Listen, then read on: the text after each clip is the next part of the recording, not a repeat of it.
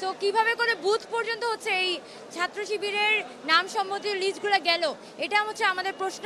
আমরা মানে আমি এখনো হচ্ছে টিএসসি থেকে যাইনি, অন্যান্য কেন্দ্রগুলো পরিদর্শন করছি। এর মধ্যে একটা অভিযোগ পাওয়া গিয়েছিল অমরকিশোর হলে, যেখানে কি বলে এখানে শিবিরের যারা সভাপতি সেক্রেটারি তাদের সাদিক কায়েম ফরহাদ তাদের নামে সিল দেওয়া ব্যালট পেপার হচ্ছে যে কেন্দ্রের মধ্যে পাওয়া গিয়েছিল, সেটা নিয়ে কথা উঠেছে।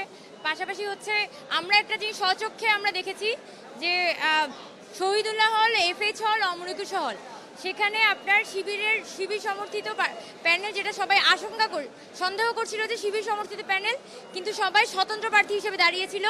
তাদের একটা লিস্ট, অপোজিটের ছাত্র শিবির সমর্থিত ঐক্যবদ্ধ শিক্ষার্থী জোটের লিস্ট, এরকম একটা লিস্ট কিন্তু প্রত্যেকটা শিক্ষার্থীর হাতে ধরিয়ে দেওয়া হচ্ছে। এবং আমাদের কান পর্যন্ত এসেছে যে বুথের মধ্যে ছাত্ররা যেখানে ভোট দিচ্ছে সেই বুথের মধ্যে নাকি হচ্ছে যে এই লিস্টটা হচ্ছে মাটিতে পড়ে আছে। সো কিভাবে করে বুথ পর্যন্ত হচ্ছে এই ছাত্র শিবিরের নাম সম্বন্ধিত লিস্টগুলো গেল, এটা হচ্ছে আমাদের প্রশ্ন। এবং আমরা ওই লিস্টটা কিন্তু সাথে করেও নিয়ে এসেছি। এই মুহূর্তে আমার সাথে নেই, যদিও আমি এটা ছবিটা পোস্ট দিয়েছি। সেখানে আমরা খেয়াল করেছি যে এখানে নানান নিয়ম বহির্ভূত ঘটনা কিন্তু ঘটছে।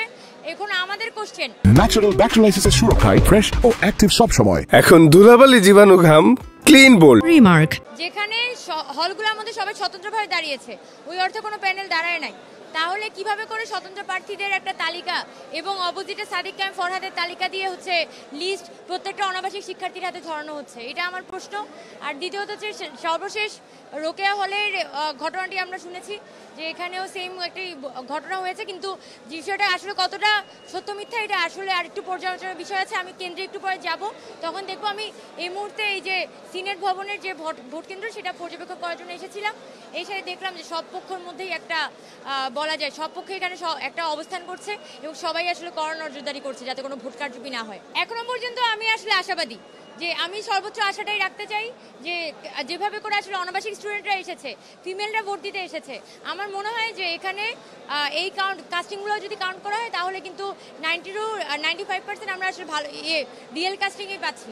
এর বাইরে গিয়ে কতটুকু আসলে এখানে কারচুপি হয়েছে এটা আমি এখনো বলতে পারছি না, কারণ আমার কাছে ফার্স্ট হ্যান্ড প্রুফ নাই। এটা দেখে আসলে আমাদের পক্ষে ক্লেম করাটা সম্ভব হচ্ছে। এখনো এই জিনিসটা তো অবজারভেশন, সবাই আসলে জিনিসটা আশঙ্কা প্রকাশ করছে, কিন্তু এখনো কনক্রিট কোনো এভিডেন্স আসলে কারোর পক্ষে দেওয়া পসিবল হচ্ছে না।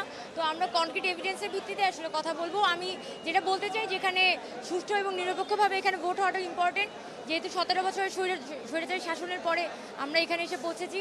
এখন যদি হচ্ছে এই ঘটনাটা ঘটে থাকে, তাহলে কিভাবে করে সাদিক কায়েম আর ফরহাদের টিকচিহ্নওয়ালা কিভাবে করে লিফলেটটা ওখানে গেল, এই কোশ্চেনটা আমাদের মধ্যে অবশ্যই থেকে যাবে।